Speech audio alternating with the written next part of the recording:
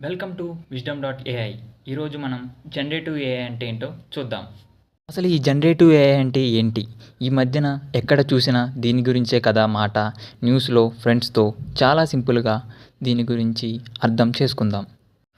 చూడండి, మనకు ఇంతకు ముందు ఉన్న ఏఐని అనలిటికల్ ఏఐ అనేవాళ్ళం. దాని పని విషయాలను గుర్తించటం.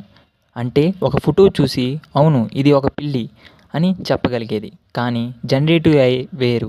ఇది క్రియేటివ్ ఏఐ. ఇది పిల్లిని చూడటమే కాదు, మన కోసం కొత్తగా ఒక పిల్లి బొమ్మని క్రియేట్ చేయగలగదు. ఇది కొత్త విషయాలను సృష్టిస్తుంది. సరే, ఇది ఎలా నేర్చుకుంటుంది? దీన్ని మనం విరాట్ కోహ్లీలో ఊహించుకోండి. మొదట కోహ్లీ చిన్నప్పుడు సచిన్, ద్రావిడ్ లాంటి గొప్ప ప్లేయర్స్ ఆడిన 1000 గంటల క్రికెట్ మ్యాచెస్ చూస్తాడు. వాళ్ళ బ్యాటింగ్లో ఉన్న టెక్నిక్స్, కవర్ డ్రైవ్స్ ఎలా ఆడాలి, పుల్ షాట్ ఎలా కొట్టాలి అనేది నేర్చుకుంటాడు. కానీ ఇప్పుడు మ్యాచ్లో బ్యాటింగ్ చేసేటప్పుడు కోహ్లీ ఎవరిని కాపీ చేయడు.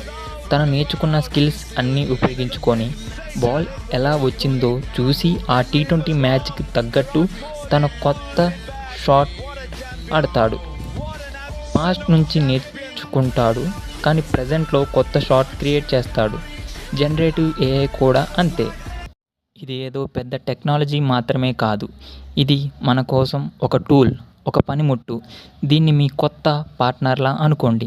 మీకు ఆలోచనలు రాకపోతే ఇది ఐడియాస్ ఇస్తుంది. బోరింగ్ పనులను త్వరగా పూర్తి చేస్తుంది. ప్రతి ఒక్కరిని సూపర్ ఉమెన్లా తయారు చేస్తుంది. ఇప్పుడు మీకు జనరేటివ్ ఏఐ గురించి బేసిక్స్ తెలిసాయి కదా.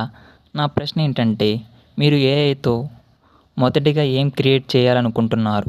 కింద కామెంట్స్లో చెప్పండి. రేపు మనం దీని వెనుకున్న బ్రెయిన్ గురించి మాట్లాడదాం. ఎల్ఎల్ఎం అంటే ఏంటి? Large language model. మర్చిపోకుండా ఫాలో చేయండి.